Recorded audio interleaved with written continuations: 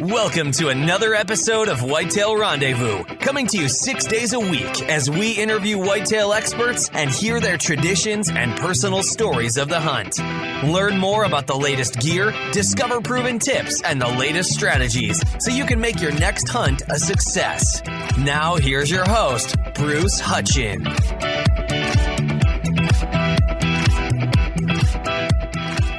This is Whitetail Rendezvous Podcast, episode number 299. Welcome to another episode of Whitetail Rendezvous. This is part 2 with Kevin Wilson, Edmond, Alberta, Canada.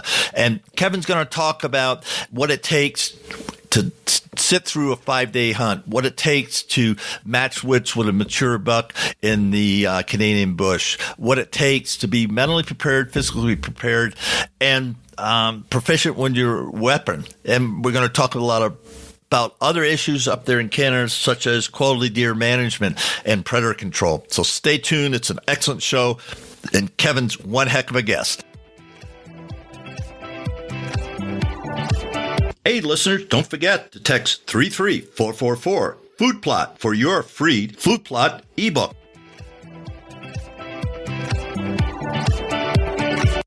Welcome to part 2 of Kevin Wilson of Canadian Outdoorsman TV and Alberta Hunting Adventures. Hey, Kevin, thanks for hanging with us and giving us a part 2. And what I want to do here, just start right off, because a lot of people have heard about the Edmonton archery zone. I've never been able to hunt it.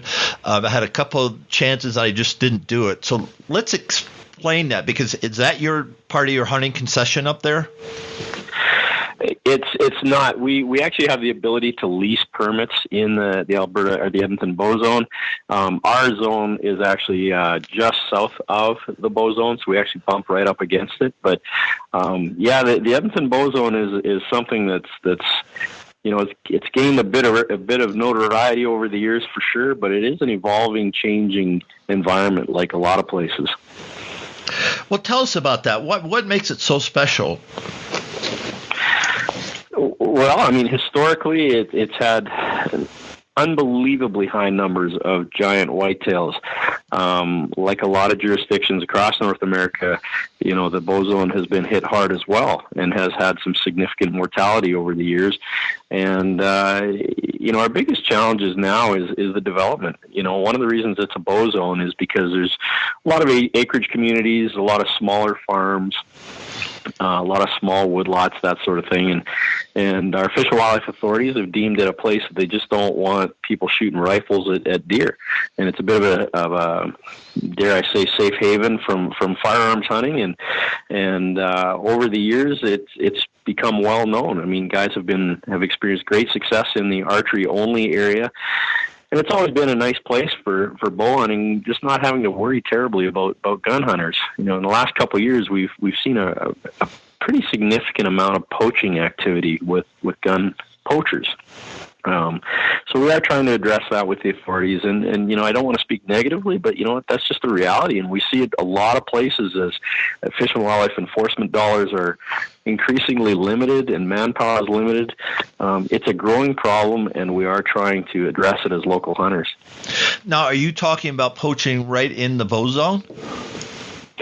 Yeah, right in the bow zone. Heather and I, my wife and I, have been talking a lot lately. It's very unfortunate, but we do hear rifle shots a lot as we sit in our tree stands bow hunting, and so we try to report those. But like I say, Fish and Wildlife resources are limited, and that's not an uncommon thing. I mean, we hear and see this sort of thing all over North America, and poaching is a problem. And let's stay there for a second. And my thought on that one, you're taking a trophy sized buck for a purpose, and it's money driven. Or is it ego driven, or is it both? To focus on taking trophy class whitetails. Yes, with a gun, poaching them. Well, I have my own philosophies about that, but let's wade into it. Let's wade into it. Yeah, I think the logic on that is, I mean, a lot of times it's ego driven. People like the bragging rights. I don't understand it myself, but we had a really big case here, the biggest in Alberta's history, in fact, where a local guy was monitored, charged. They even, had Fish and Wildlife investigators had permits to actually put a GPS tracking system on a fellow's vehicle. And what they figured out eventually, he had 200 years worth of deer that he had killed in the Edmonton bow zone. And what? 200 years? It was 200 years worth of antlers. So, that equates to anywhere from 200 to 400 heads in his basement. Okay. That's significant. And the thought was ultimately it was clinical. It wasn't just about ego. This guy had a serious mental problem. I mean, it was all about going and killing, and he just had to kill. Sadly, it was a lot of the areas that my wife and I actually hunted, and how I kind of got onto this. We had a really nice Boone and Crockett class animal that was on camera, and lots of other really good bucks, and I ended up sitting for, 2 weeks during the prime period in November, and I saw every buck on our camera except that one. And so actually what I did was I went for a walk through the property into the far, far end of the property. And sure enough, I found all these trails converging. Well, we know what happens when that happens. There was a bait pile. Well, in Alberta, you cannot bait. It's illegal, and stiff fines are attached to that. So I phoned Fish and Wildlife and talked to a warden, and so he started to enlighten me on what was happening with this fellow we were talking about. And he says, it's just about illness. He says, this guy isn't going to get just big antlers. He's killing everything that walks. But he may well have killed that deer. So anyway, it's a big problem that we'll never resolve in one conversation, and it's not just isolated to us here. It's all over North America. Yeah, and it is. In Colorado, we have the Samson law, and it's if you take an animal like out of one of the parks, Rocky Mountain National Park, Samson was a huge bull, and guy poached him, and it was a $20,000 fine and jail time, blah blah blah. But and sometimes I could almost see if you've driven, especially if you're in the business, you gotta have in your video show you want to have big bucks, so you might use high fences or something, or there are a lot of different things. But when it comes down to looking at a deer and doing it all wrong, that's stealing from every other hunter that's out there sitting for 5 days in a tree or in a blind 20 degrees below zero.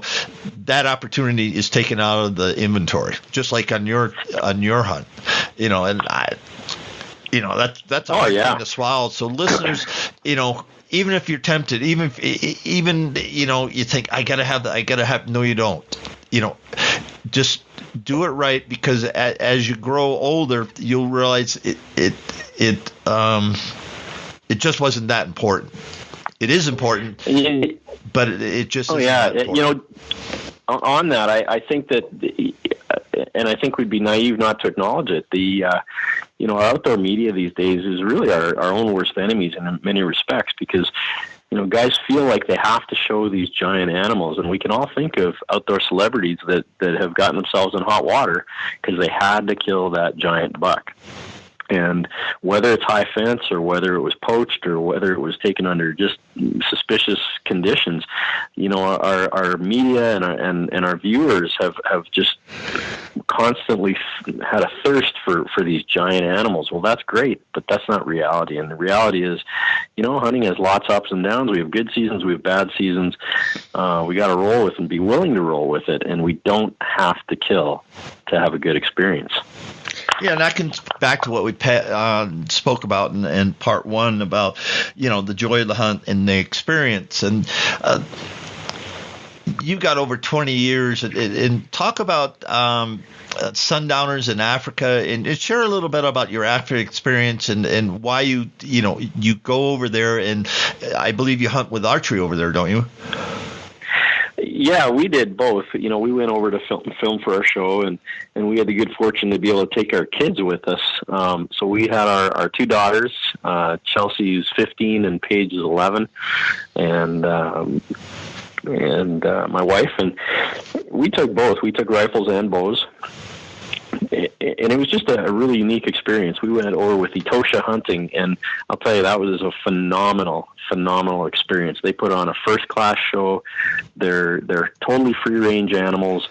They've got a really unique situation. They got over 60,000 hectares of land there, and for us to be able to experience that as a Canadian family, a North American family, in Alberta, you have to be 12 years of age to hunt. And so Paige could hunt, and she took her first big game animal. Paige was able to take a springbok, and she made a 206-yard shot. So I was pretty impressed with that little girl. And then Chelsea shot a wildebeest, and we shot, 8 or 10 other species. And it was just a really neat experience. And I'll tell you, for any hunter that wants to visit a target-rich environment, all free range, that's the place to be in Namibia, Etosha hunting. Now, explain about free range. We talked about that yesterday in the warm up about free range November. Whitetails in Canada is one of the hardest trophies to get, a mature whitetail. And now we're talking about multiple hunting opportunities, free range, in Africa. Parallel or contrast those two experiences, and so people can get a sense. I know you're a great writer, so try to put us in both of those places. Yeah, I mean, night and day difference for sure. If you've been to Africa, you know that there are very, very few situations that resemble any type of truly natural scenario. For example, where we hunted was private land. It was a private farm, not classed as high fence, although they have fences. I mean, that's just the way they work in their agricultural communities. There are places where the animals can move through freely, but there are places also where they divide the lands, in part to keep out predators, but also to just manage their herds.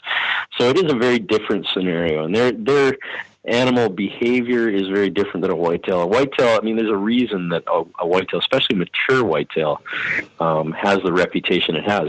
They're one of the toughest animals to kill. Now, if I compare, for example, hunting Texas to hunting Alberta, it's night and day difference. I've sat where they've had feeders, or even where they've had animals moving around not near feeders. And the deer just seem different. They're not as spooky. They're not as alert. I mean, certainly a whitetail is alert regardless, but I got to say, I think a lot of it has to do with our high predator population in Canada. Our deer are schizophrenic, and we try to communicate that to our guests that come up and hunt with Alberta Hunting Adventures. And a lot of them just don't understand. You just can't get away with much with a great big free-range whitetail. I've hunted, I'm not a big fan of it myself, but I have hunted over bait in Saskatchewan to try it. And I've actually had whitetails where I could walk to the bait and actually have these whitetails walking 30 yards from me. And I mean, 130 class whitetails walking around me. And I thought, this is very strange. This is very odd. You just would not see that in Alberta for sure. So it is a challenge. I mean, every place you go, whitetails are going to act a little bit different, but a whitetail's a whitetail. And if he has a reason to be schizophrenic, he's going to be.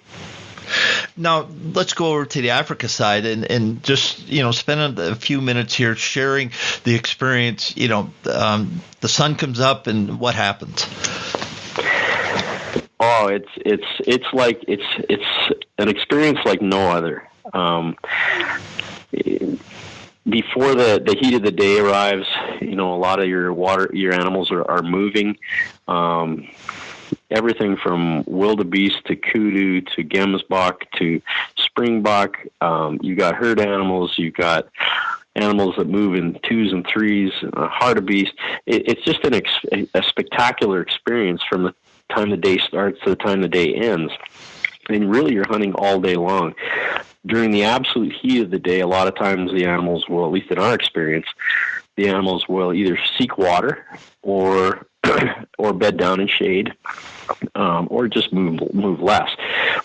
But the big thing is that it's such a target-rich environment that if you're not finding animals in one place, you just move to another place, and you will find animals. So, it's not a matter of if you'll get a shot opportunity. It's a matter of when and at what.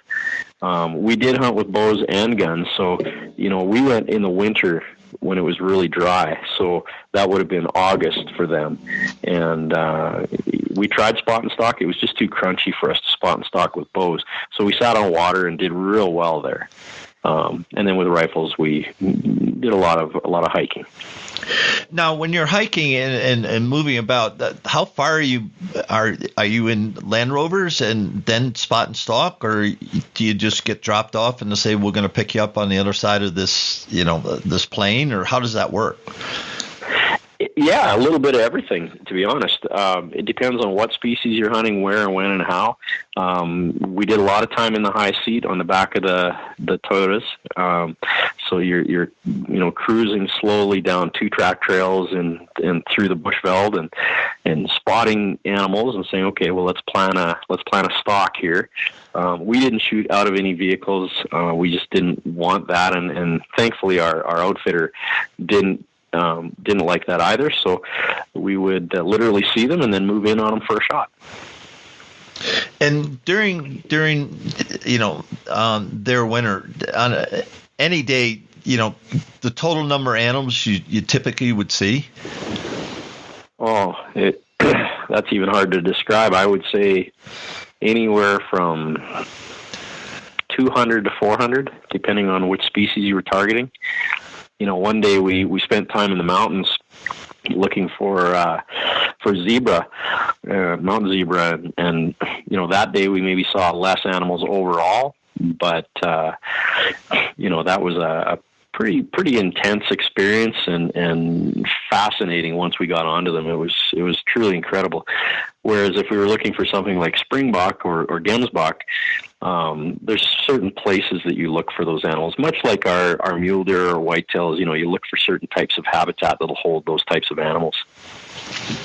Let's turn our thoughts to what you and your wife do at Alberta Hunting Adventures, and talk us through, because a lot of listeners, Canada is on their bucket list, as we said yesterday. So let's talk about what you offer and what you want your clients to be prepared, both physically, mentally, and proficient with their weapons. Let's talk about that. I'm interested in coming up to Alberta Hunting Adventures. What do you want me to bring with me so it can be a quality hunt and we can enjoy it? And as you said, you have clients, but you really have guests who become friends throughout the process. So let's unpack that a little bit.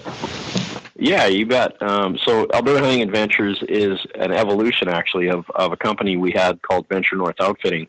Through that company, we did waterfowl hunts as well. We just sold the waterfowl, and the brand name with that. We've now rebranded with Alberta Hunting Adventures, and in fact, we're just in the process of building that website. That'll be up in the next month or so, albertahuntingadventures.com. We offer 6-day whitetail and mule deer hunts in Alberta, central Alberta, and it's all full service, pick up, drop off at the airport. And really, our philosophy, like I mentioned before, is helping hunters achieve their goals. So, you tell me what your goal is and I'll do my very, very best to help you meet that. We have an exceptional cross-section, age class structure. And again, we do practice quality deer management on each of our properties. We've got about 30 or 40 different landowners, mostly private land that we hunt, and we manage those properties accordingly. We do archery hunts, and we specialize in archery as a matter of fact, but we also do rifle hunts as well. And our archery hunts, typically we run those in September and October, and our rifle hunts we run in November. So you're not archery hunting during the rut? I do have guys come up and hunt during the rut with bows. we tend to run in an open zone, which means you can hunt rifles. So, I tell guys, look, if you want to hunt with a bow, that's fine. And in fact, you probably have just as much opportunity and truth as they do. But most of our demand seems to be for rifle hunting during the rut for some reason. So let's go back to the question I asked.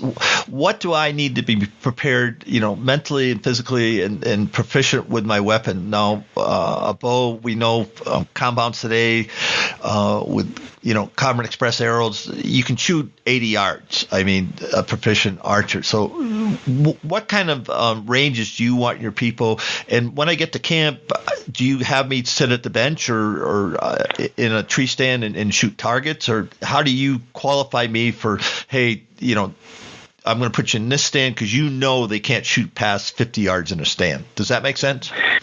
Yeah, absolutely. Yeah, that's a great question. In fact, I wish a lot of our guests would ask those questions beforehand. We do send an information kit out, of course, and we do inform people of this, but because we're sitting in a lot of ground blinds and tree stands, we focus on movement corridors. Seldom do we ever get a shot over 80 yards, even with our rifle hunters. So, our bow stands are all set up for anywhere from a 10 to a 30-yard shot. Our rifle stands are all set up for anywhere from a 20 to a 100-yard shot. I think the furthest I've ever had a guest shoot a deer was almost 200 yards. But, we have some properties, for example, that have big cut lines through them where guys could get a 225-yard shot. But we just learned to make things as condensed and predictable as we possibly can. So we know where the deer are going to move through in these pinch points and funnels, and we set up accordingly. So when I tell guys to practice, I really encourage them to be solid out to 300 yards, but in reality, your shots aren't going to be more than 100, 150 yards at the most. Our average is 80 yards. Yeah, and as I shared with you, when I went up to Saskatchewan, that buck came, 50 yards, and I was a little bit elevated and down into that swale. I mean, and it was a perfect setup because he came right where they had cut out the slash between the ridge I was on and the swale he was coming up, and I mean, it just, I'm going, oh my goodness. Bam.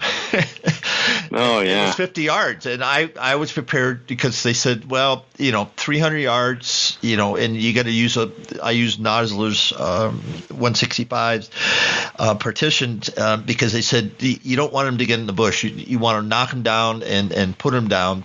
And because it gets nasty, if you have to track them. Yeah. I was, they did a good job. Greg Severson over there at Cabela's, and this is a long time ago. I mean, that I did this when Cabela's was starting Outdoor Adventures, and he told me that. He said, you had to prepare, mentally. You have to have all this gear, and then you could be proficient at what you do. And sometimes, and I see it a lot, especially people that come to Wisconsin to hunt, archery hunting or rifle hunting, and it's different than where they came. And then you take, because of just the hills and the valleys and the structures or cornfields or bean fields and stuff like that. But they even come out west and it's completely different. They come out here for antelope or mule deer, and then you go up in the mountains or higher, for elk or any of the, sheep or goats. And, I found that you've got to prepare mentally for the environment that you're coming in. And that's what I was trying to get to by, asking the questions, what you expect and how you prepare people to come, because every place we hunt is different, environmentally. So talk about that for a little bit.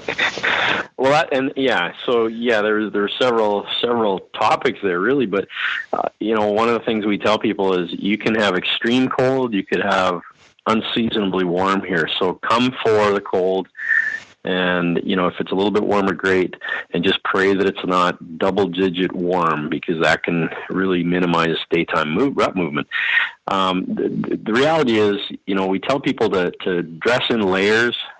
Things like Ravenwear, if you're not familiar with it, ravenwear.ca is their address. King of the Mountain or Silent Predator, the tight-knit woven wool, fantastic clothing. And the truth is, that's the only stuff that really, really works in the extreme cold here. So preparing physically, and mentally, get your head around the idea that you're not going to see as many deer as you maybe do as at home. Canada has a lot lower deer density than a lot of the states. But your odds of seeing a big deer and a true giant are really exceptional. We've picked up head skulls that are, one measured 207 inches.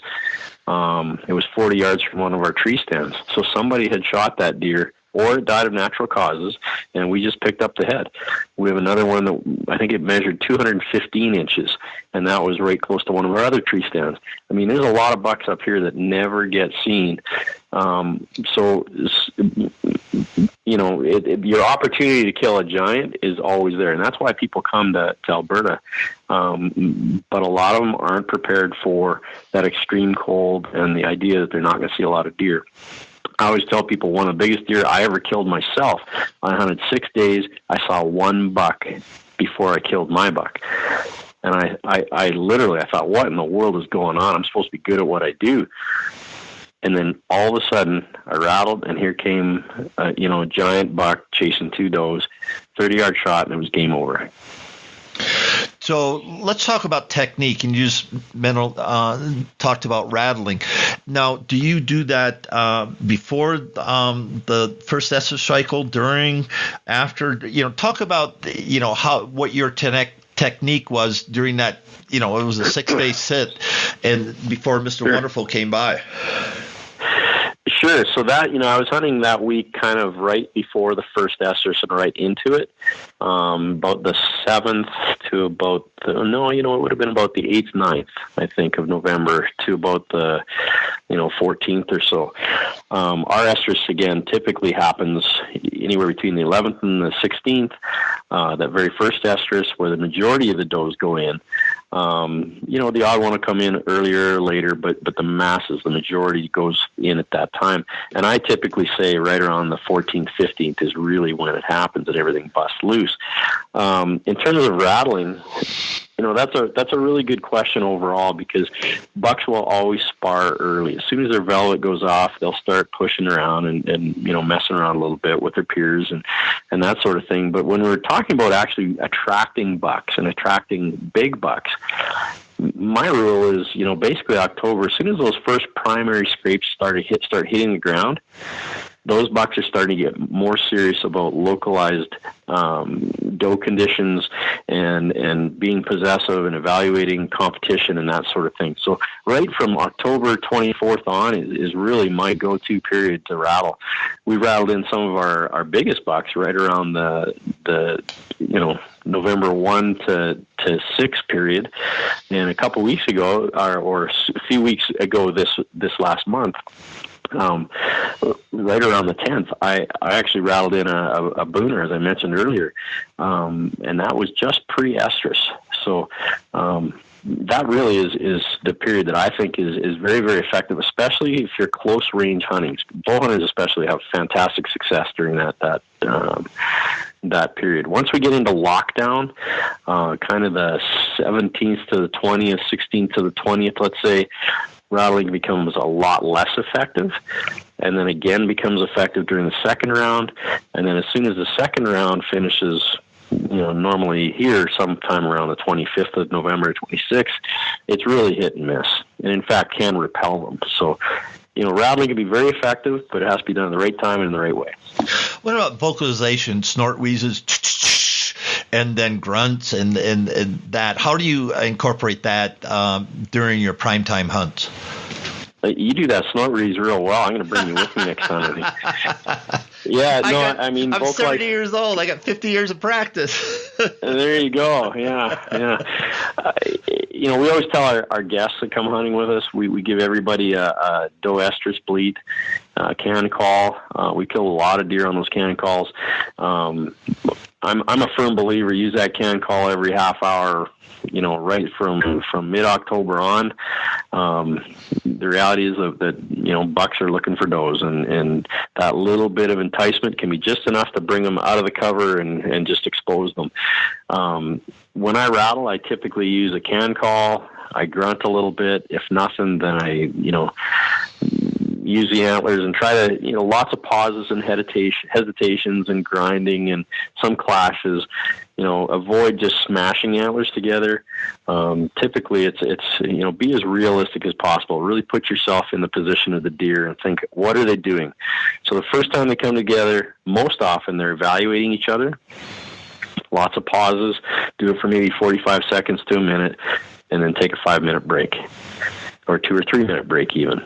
Try it again, look at aggression, another minute, and then take about a 5 or 10 minute break. And then I say, you know what, you got nothing to lose. Give it an all-out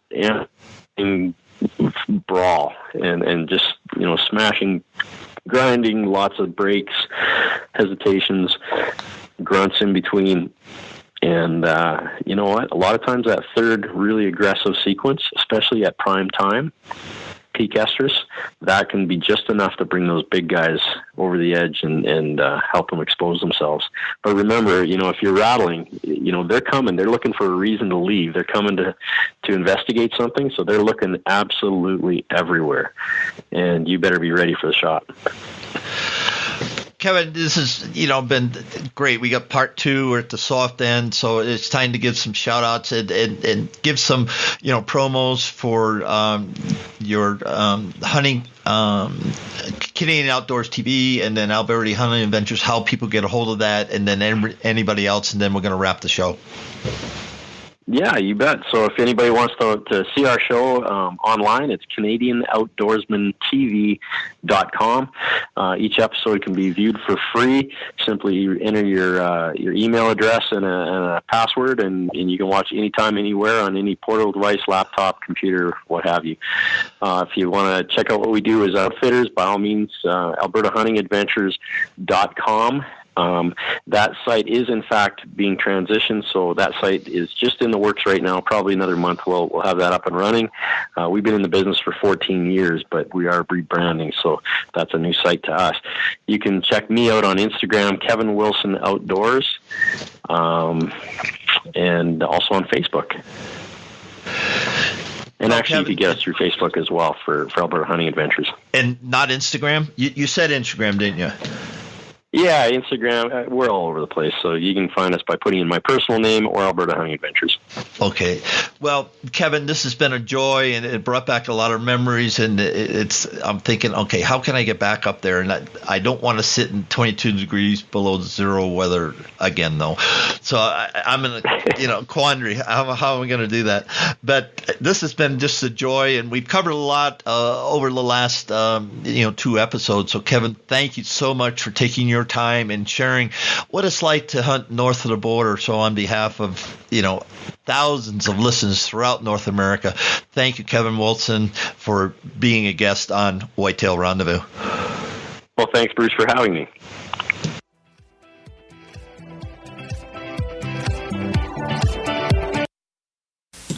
Hey, folks, the next episode is a really special one for your host, Bruce Hutchin at Whitetail Rendezvous. It is episode number 300. We're going to head down to Georgia, and we're going to meet up with Chrissy Jean Morell. And Chrissy is one heck of a huntress. She taught herself to hunt, and she's also been coached and mentored by her husband, Buster, and she's a state championship on GBAA and NFAA Southeast Sectional in field competition. She's a tournament archer, but she's one heck of a huntress. You're going to love her show.